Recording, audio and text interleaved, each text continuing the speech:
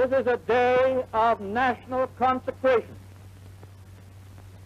And I am certain that on this day, my fellow Americans expect that on my induction into the presidency, I will address them with a candor and a decision which the present situation of our people impels.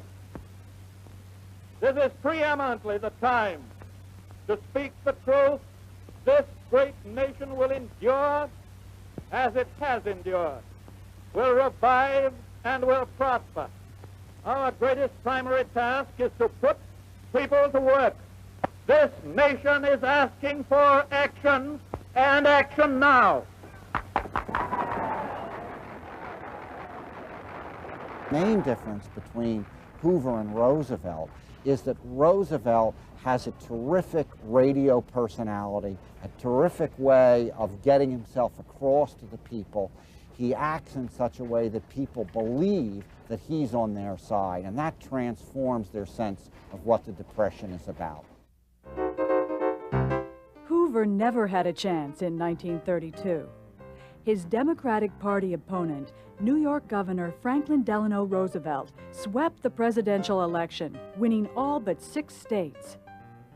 Roosevelt immediately embarked on the famous 100 Days, a feverish flurry of legislation that formed the core of his first New Deal. Roosevelt had no great theory about how to get out of the Depression. He often likened himself to a football quarterback who tried one play. If it didn't work, he tried another play. Because the nation was scared to death and there was a cooperative Congress, almost everything that he suggested was passed quickly by Congress. The first problem the new president faced was a banking crisis. Bank reserves were so depleted that Americans used Canadian dollars in Michigan and Mexican pesos in California.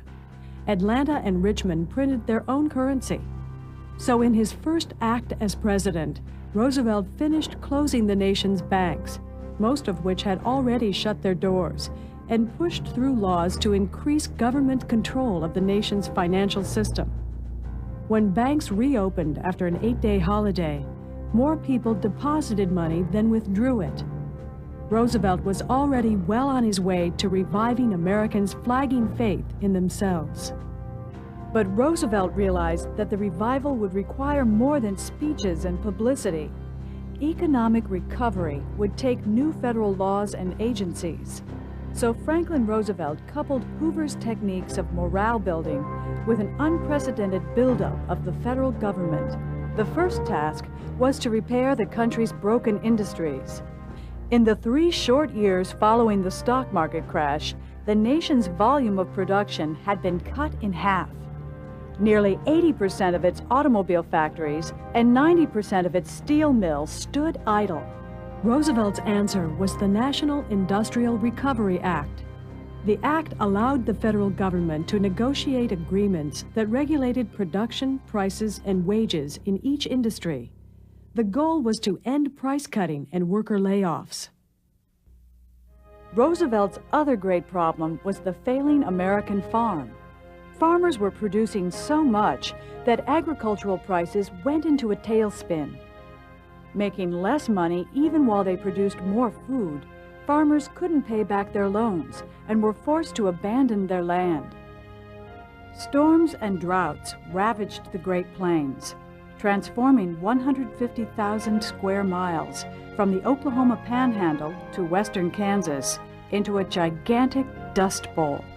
Houses were buried, animals suffocated, and children lost their way home from school. Many days the air is just full of dirt coming for hundreds of miles. It sifts into everything. Dirt had blown into the house all week and lay inches deep. Last weekend, no one was taking an automobile out for fear of ruining the motor. The deaths of many babies and old people are attributed to breathing in so much dirt. Their farms ruined, hundreds of thousands of people packed up and headed to California and other points west. But life was difficult there too, not just for the newcomer Okies, but for Mexican Americans. After we lost our farm, we were forced to live on the road, traveling from farm to farm in search of work. the whole family would work for less than $10 a week. Roosevelt's solution to this farm crisis was another federal law and another federal bureaucracy. The Agricultural Adjustment Administration paid farmers to limit their production, which raised food prices. Millions of Americans could not wait for industry or agriculture to pick up. They were starving. They needed money in their pockets and food on their tables now. For the first time in United States history, Franklin Roosevelt established widespread federal relief. The Federal Emergency Relief Act gave federal money to state and local agencies to distribute to the unemployed.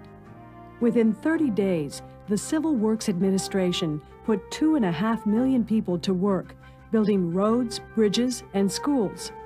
The Civilian Conservation Corps sent 500,000 young men to the countryside to clear hiking trails, plant trees, and drain swamps. Later, other alphabet soup agencies, like the Works Progress Administration, would employ millions more, doing everything from building courthouses to writing books. Roosevelt and his advisors favored these work projects over direct cash relief, even though they were far more expensive. Give a man a dole, and you save his body and destroy his spirit. Give him a job and pay him an assured wage, and you save both the body and the spirit. Harry Hopkins, Director, Works Projects Administration.